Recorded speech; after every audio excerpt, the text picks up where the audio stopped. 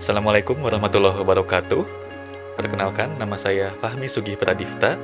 Saya adalah dosen di Program Studi Perencanaan Wilayah dan Kota, Fakultas Teknik Universitas Islam Bandung. Pada kesempatan ini, saya akan menyampaikan mengenai desain pembelajaran dari mata kuliah yang saya ampu, yaitu mata kuliah Rancang Kota. Video ini dibuat untuk memenuhi persyaratan sertifikasi dosen 2023 sebagai pernyataan diri dosen dan unjuk kerja Tridharma Perguruan Tinggi atau PDD UKT-PT, khususnya di aspek pengajaran. Dalam desain pembelajaran yang akan saya paparkan, saya menggunakan metode DIA atau Delivery, Interaction, dan Assessment. Mata kuliah Rancang Kota merupakan salah satu mata kuliah pilihan pada program studi perencanaan wilayah dan kota Universitas Islam Bandung yang memiliki bobot sebanyak 2 SKS. Rancang Kota merupakan sebuah sintesis dari berbagai analisis dalam mengidentifikasi potensi dan permasalahan sebuah kawasan menjadi sebuah penataan bangunan dan lingkungan dengan menggabungkan aspek artistik dan fungsional. Dalam mata kuliah ini, mahasiswa akan mempelajari mengenai rancang kota sebagai penataan bangunan dan lingkungan yang merupakan bagian dari proses perencanaan kota dalam lingkup yang lebih mikro. Mahasiswa akan diajak untuk mengapresiasi perancangan kota dari contoh-contoh kasus rancang kota, serta belajar untuk menemukan prinsip-prinsip perancangan kota yang baik atau good urban design di lingkungan sekitar. Capaian pembelajaran lulusan pada mata kuliah ini terdiri dari 2 CPL, yaitu yang pertama, mahasiswa mampu menguasai konsep teoretik serta norma dan nilai-nilai yang relevan digunakan dalam bidang perencanaan wilayah dan kota. Dan CPL yang kedua, mahasiswa mampu menerapkan konsep umum maupun teoritis, serta norma dan nilai yang relevan untuk menyelesaikan masalah di dalam praktek perencanaan wilayah dan kota. Sedangkan untuk capaian pembelajaran mata kuliah atau CPMK, pada mata kuliah Rancang Kota terdiri dari 6 CPMK, yaitu yang pertama, mahasiswa mampu menjelaskan kembali definisi dan lingkup rancang kota berdasarkan epistemologi bidang ilmu dan keterkaitannya dengan proses perencanaan kota. CPMK yang kedua, mahasiswa mampu mengklasifikasikan kasus-kasus rancang kota berdasarkan tipologi produk dan prosedur rancang kota. CPMK yang ketiga, mahasiswa mampu menemukanali elemen-elemen fisik spasial kota di lingkungan sekitarnya. CPMK 4, mahasiswa mampu mengklasifikasikan tipe morfologi bentuk ruang kota di sekitarnya. CPMK yang kelima, mahasiswa mampu mengapresiasi dan mempresentasikan prinsip perancangan kota yang baik atau good urban design di lingkungan sekitarnya. Dan CPMK yang keenam atau yang terakhir, mahasiswa mampu memberi contoh perangkat regulasi dalam upaya pengendalian perancangan kota. Penilaian mata kuliah ini terdiri dari kehadiran atau keaktifan, tugas, ujian tengah semester atau UTS, dan ujian akhir semester atau UAS dengan bobot keaktifan sebesar 10%, tugas sebesar 20%, UTS sebesar 30%, dan UAS sebesar 40%, dengan total penilaian sebesar 100%. Hasil penilaian akan diumumkan melalui Sistem Informasi Akademis atau SIAKAD yang dimiliki oleh Universitas Islam Bandung dan diumumkan kepada mahasiswa melalui media WhatsApp dan media lainnya. Bahan kajian dari mata kuliah Rancang Kota ini terdiri dari 7 bahan kajian utama, yaitu yang pertama, Rancang Kota sebagai disiplin ilmu. Yang kedua, produk dan tipologi rancang kota. Yang ketiga, elemen fisik spasial kota. Yang keempat, tipe morfologi ruang kota. Yang kelima, prinsip-prinsip perancangan kota. Yang keenam, pengendalian perancangan perkotaan. Dan yang ketujuh, studi kasus perancangan kota Bandung. Pada bahan kajian yang pertama, yaitu rancang kota sebagai disiplin ilmu, mahasiswa akan mempelajari mengenai paradigma proses versus produk dalam perencanaan kota, serta bagaimana lingkup rancang kota dalam proses perencanaan kota. Pada bahan kajian yang kedua, yaitu produk dan tipologi rancang kota, mahasiswa akan mempelajari mengenai berbagai macam tipologi produk dan prosedur dari rancang kota.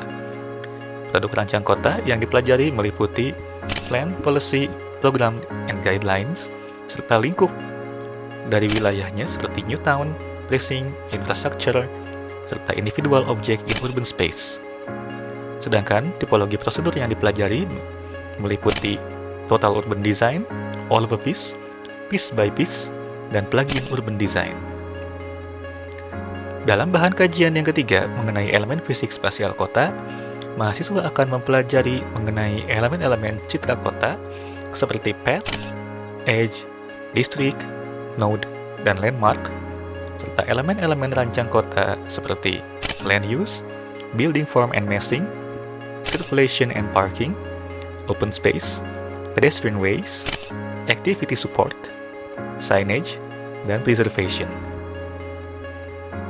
Pada bahan kajian yang berikutnya, mengenai tipe morfologi ruang kota, mahasiswa akan mempelajari mengenai tipologi-tipologi dari ruang kota, seperti jalan, ruang terbuka, dan ruang privat yang didedikasikan untuk publik, serta berbagai macam lingkup dalam morfologi ruang kota, seperti tipe bentuk spasial, skala ruang, keteraturan bentuk, dan modifikasi bentuk, serta beberapa teori perancangan yang terkait dengan tipe morfologi rancang kota, seperti figure ground theory, linkage theory, dan place theory.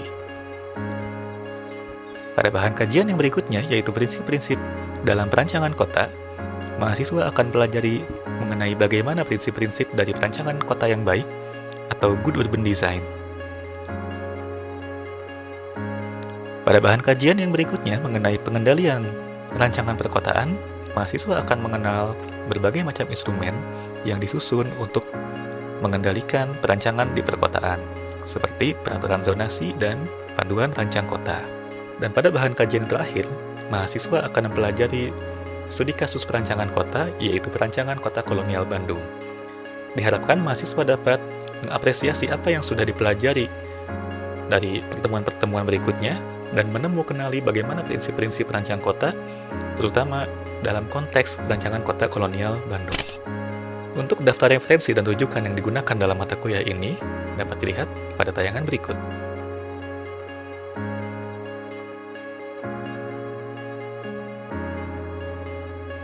Pembelajaran pada mata kuliah ini dilaksanakan secara blended learning, di mana 70% pertemuan akan dilaksanakan secara sinkronus dan 30% akan dilaksanakan secara asinkronus. Pertemuan secara sinkronus dilaksanakan secara tatap muka langsung di kelas ataupun menggunakan berbagai media daring seperti Zoom Meeting maupun Google Meet. Pertemuan tatap muka yang dilaksanakan melalui Zoom Meeting akan menggunakan berbagai macam tools yang disediakan untuk membuat pembelajaran lebih interaktif, sehingga mahasiswa dan dosen dapat berinteraksi walaupun melalui media secara online. Sedangkan pada media pembelajaran secara asinkronus, menggunakan LMS Moodle yang dimiliki oleh Universitas Islam Bandung, yaitu ekuliah.unisba.ac.id. Pada media e-kuliah akan diposting setiap pertemuan dari setiap minggunya,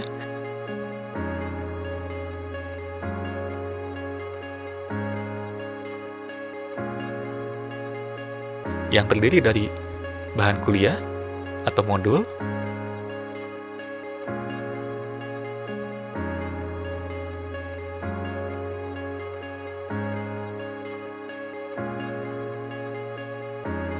kuis atau tugas, dan forum.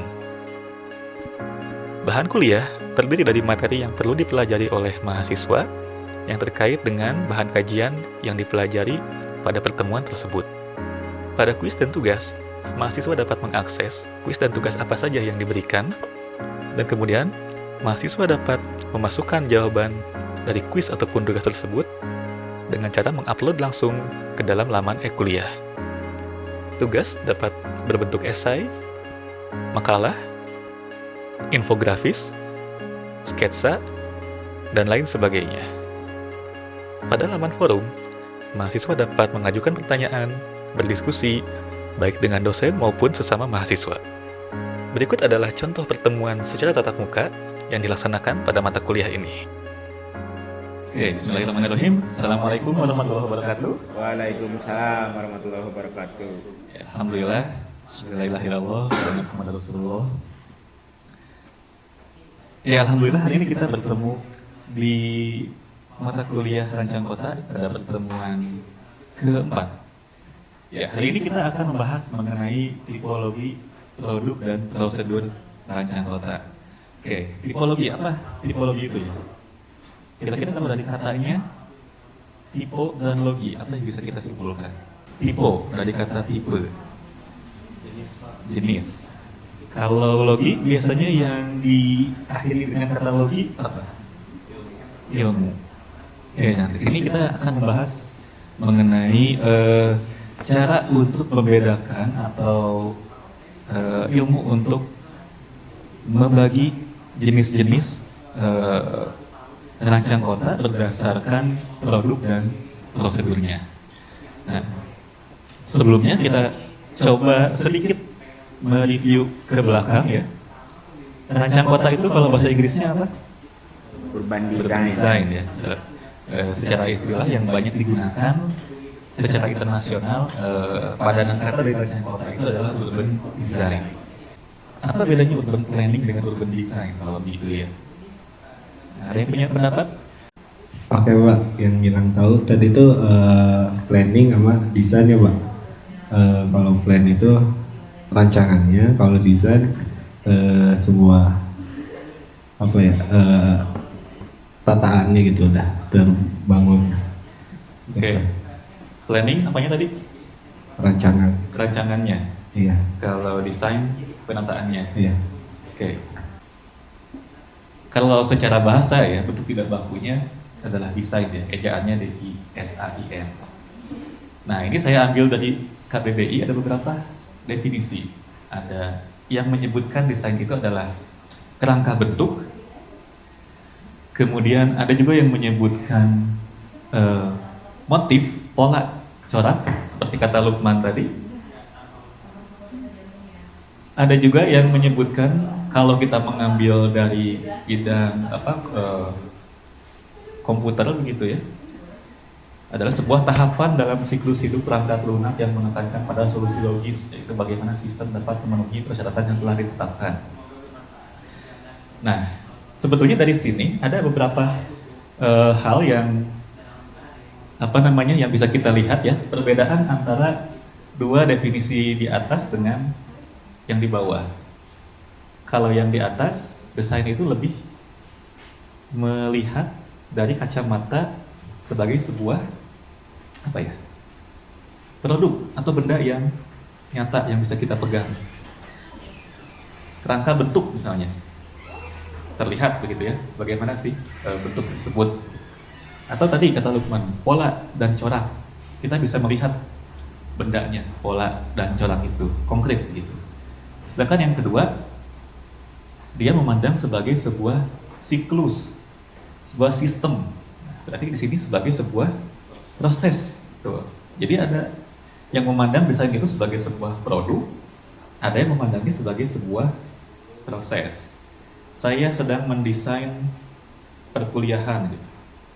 Bukan membuat pola, corak, motif perkuliahan gitu ya, tapi membuat sebuah sistem bagaimana perkuliahan ini selama 1 semester ke depan akan dijalankan. Nah, itu definisi yang kedua.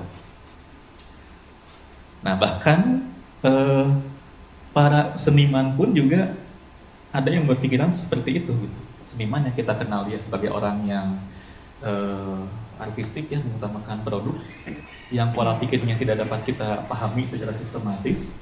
Juga ada yang berpendapat bahwa desain itu bukan sesuatu yang bisa Anda pegang dengan tangan begitu saja gitu. Itu adalah sebuah proses, sebuah sistem, sebuah cara berpikir. Nah, pemahaman tentang desain ini juga sebetulnya masuk ke dalam rancang kota atau urban design. Nah, Kevin Lee juga dia melihat perbedaan perspektif tersebut ya. Dia mengatakan bahwa design is the playful creation and strict evaluation of the possible forms of something, including how it is to be made. It remains an art, a peculiar mix of rationality and irrationality. Oke, nah dari definisi ini sebetulnya kita bisa melihat kedua sisi tadi begitu. Pertama, dia melihat dari sisi produk yang lebih dominan, unsur seni dan estetikanya. Jadi dia mengatakan bahwa ini memang ada unsur artnya gitu, ada hal yang irasionalnya. Tetapi dia sebetulnya sebuah proses juga, ada proses evaluasi, menimbang-nimbang bentuk yang paling sesuai, menimbang bagaimana cara membuat yang paling tepat begitu. Nah, tetapi prosesnya sendiri dibuat dengan menyenangkan begitu ya, dengan se-playful mungkin. Jadi sebetulnya ya dia mencoba menggabungkan begitu ya, membuat sebuah kompromi. Ya desain itu memang sebuah proses, sebuah cara berpikir, tapi dalam prosesnya dia merupakan sesuatu yang digabungkan antara pendekatan yang rasional, sistematis dengan yang irasional begitu, atau yang dominan unsur seninya tersebut. Dan karena itu kita bisa bermain-main gitu dengan itu, kita bisa playful pada prosesnya. Nah, jadi itu yang kemudian dia kemukakan. Kalau begitu seperti apa sih ciri-ciri proses desain itu? Nah, pertama, kalau kita mendekatinya dia sebagai sebuah perancangan kota ya, dalam konteks kita merancang sebuah kawasan.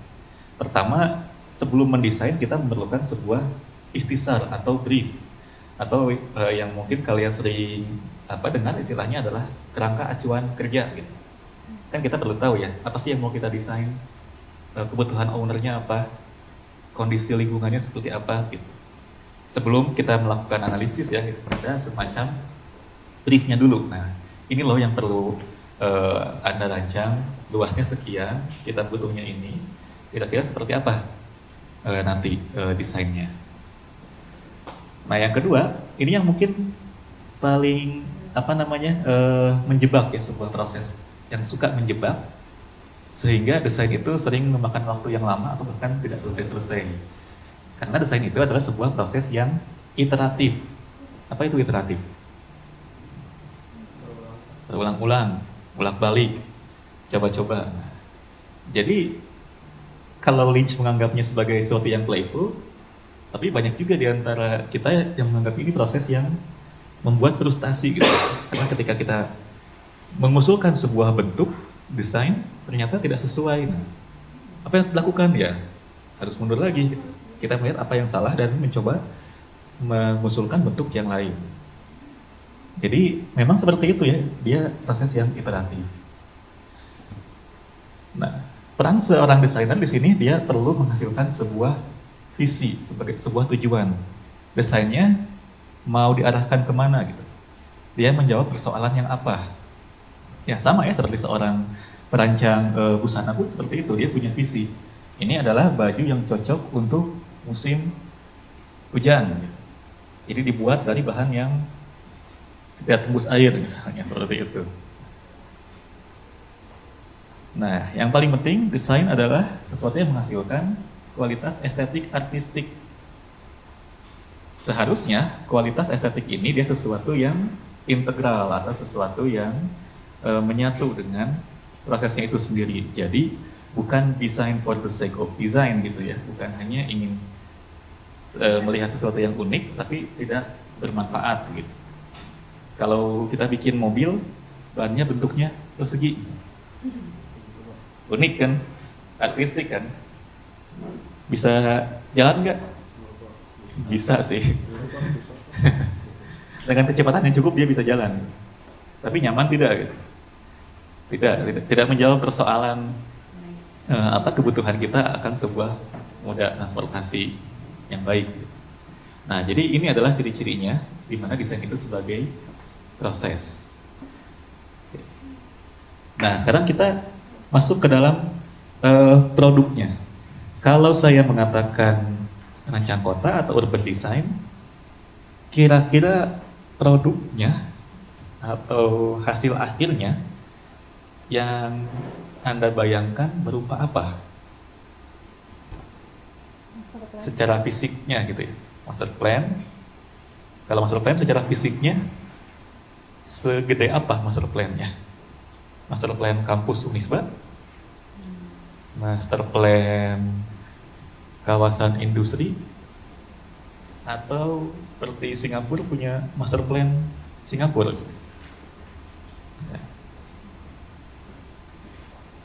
Kalau rancang kota, lingkupnya kira-kira ada yang membatasi tidak ya? Nah, ini jangankan kalian yang bingung ya. Sebetulnya banyak juga referensi-referensi yang kurang bersepakat mengenai hal itu. Dan memang kita coba merumuskannya dari hal tersebut ya. Karena memang dia sebagai sebuah irisan dari urban planning yang makro dengan arsitektur ya, yang mikro. Sehingga lingkupnya pun merupakan irisan di antara keduanya. Kalau arsitektur kita jelas mengetahui dia adalah sebuah bangunan gitu ya, atau beberapa bangunan dalam satu tempat. Urban planning mungkin yang kita kenal di studio minimal skalanya satu kecamatan mungkin ya, yang pernah kalian kerjakan di studio. Nah, kalau menurut Lang itu ada beberapa tipologi dari produknya. Ternyata setelah dia kumpulkan beberapa produk-produk urban design, ada yang berupa sebuah kota. Ternyata ada juga urban design yang skalanya satu kota, membentuk new towns atau kota baru. Ada yang berupa kawasan atau urban precincts. Nah, ini adalah kawasan di dalam perkotaan. Tapi ternyata ada yang menarik juga, ada beberapa produk urban design dalam skala mikro, seperti ada sebuah infrastruktur atau individual items. Wah, kalau gitu Pak, ada yang ngebangun hidran pemadam kebakaran disebut urban design juga enggak? Gitu. Kan infrastruktur ya, mikro. Gitu. Nah, tidak ya, yang dimaksudkan di sini adalah membuat sebuah infrastruktur yang dia berada di ruang publik kemudian menimbulkan dampak secara kawasan, menimbulkan dampak dalam pengembangan skala kawasannya. Nanti kita akan lihat contoh-contohnya. Ada juga yang individual items gitu. Jadi item-item yang khusus ya, seperti monumen, menara jam. Kalau di Padang ada jam gadang gitu ya. Kalau dia dibangun dan ditujukan sebagai salah satu katalis dalam pembangunan kawasannya, ternyata dia bisa menjadi produk urban design. Oke, nah kita lihat contoh-contohnya. New towns. Biasanya new towns lakukan apabila ada sebuah pihak yang menguasai lahan yang sangat besar, gitu ya. Kemudian dia memiliki kuasa untuk mengembangkannya dari yang makro hingga ke yang mikronya. Itu dia bisa merancang dari zoningnya sampai ke bentuk lampu jalan tiangnya seperti apa. Dia punya kekuasaan seperti itu. Bisa developer besar atau pemerintah. Sekarang produk urban design yang skala kota yang paling terkenal apa di Indonesia? Tuh ya, KN contohnya. Itu adalah produk urban design yang skala kota. Jadi betul-betul merancang setiap bentuknya ya, dari mulai skala kota hingga ke skala yang mikro. Nah, contohnya ibu kota negara Nusantara. Nah, tapi kebanyakan urban design berada pada tataran kawasan, termasuk kalau dalam RTPL itu ada ketentuan maksimal 60 hektar gitu ya. Jadi yang paling banyak kita lihat skala urban design adalah pada skala precincts atau kawasan perkotaan. Jadi hanya sebagian saja gitu ya yang di desain, sedangkan sisanya dia masih existing gitu. Nah, tentu dalam merancangnya dia harus perhatikan konteks di sekitarnya, sehingga tidak menimbulkan dampak yang negatif. Contoh lain seperti ini gitu ya, jadi hanya satu bagian dalam kawasan perkotaan yang kemudian didesain. Nah, bagaimana dengan infrastruktur? Ada yang tahu di mana ini? Ada yang pernah ke sini mungkin? Belum? Tebak di mana? Benuanya aja, benuanya apa kira-kira? Eropa? Asia. Amerika yang betul. So, Amerikanya di mana sekarang? Las Vegas, mah gurun itu. Di mana Amerikanya? Yang bangunannya padat-padat, tinggi-tinggi gini kira-kira di mana? New York, betul. Jadi ini namanya Highline di New York. Nah, ini adalah sebuah proyek infrastruktur yang ternyata dia memiliki impact secara kawasan. Dia sebuah proyek urban design tersendiri. Dia, kalau kalian lihat di sini, ada sebuah jembatan ya yang panjang gitu. Sebetulnya ini hanya satu segmen saja dari beberapa kilometer yang dia develop. Jembatan ini dia merupakan proyek revitalisasi. Jadi semula ini bukan seperti ini, bukan sebuah taman seperti ini. Ada yang bisa menebak sebelumnya apa? Jalan kereta api, betul gila. Dulu dia adalah rel kereta api yang membentang sepanjang berapa ya, mungkin lebih dari 2 km gitu ya, menghubungkan area industri dengan pergudangan. Nah, tapi karena sekarang kan sudah nggak begitu ya cara mengangkut barang-barangnya, sehingga dia tidak digunakan, kemudian direvitalisasi menjadi sebuah ruang terbuka publik linear yang panjang. Nah, ternyata ini menjadi sebuah daya tarik yang mempengaruhi pengembangan kawasan di sekitarnya. Misalnya apa?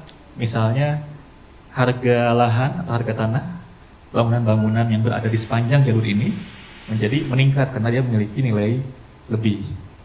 Lalu bangunan-bangunan yang fungsinya umum ya, perdagangan dan jasa misalnya, hotel dan lain sebagainya, mereka juga tertarik untuk mengkoneksikan antara bangunannya dengan objek ini gitu.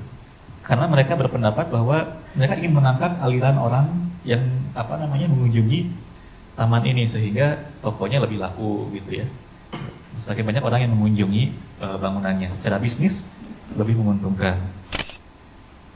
Nah, yang terakhir adalah individual items. Jadi beberapa objek pun ternyata ada yang memang sifatnya seperti public art gitu ya. Nah, public art ini juga sama seperti infrastruktur tadi gitu, dia ditempatkan pada suatu titik untuk menghidupkan sebuah tempat yang nanti efeknya akan menyebar secara kawasan. Ada beberapa istilah untuk hal kejadian seperti itu ya. Ada yang menyebutnya sebagai sebuah plug-in urban design. Plug-in itu apa? Colok ya, dicolokin seperti kita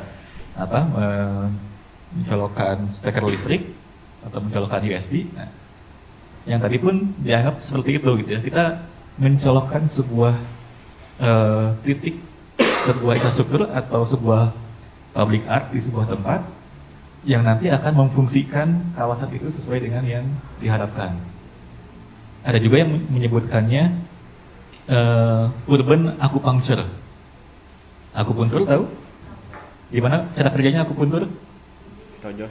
Tojos, tusukan pada sebuah titik yang kita harapkan titik itu akan memberikan reaksi ya kepada seluruh tubuh sehingga tersembuhkanlah penyakitnya itu gitu. Nah, hampir sama ya dengan plugin. Jadi intinya kita menusukkan jarum atau sebuah proyek di satu tempat yang dia punya multiplier effect gitu ya, atau efeknya kemudian menyebar secara positif ke seluruh kawasan.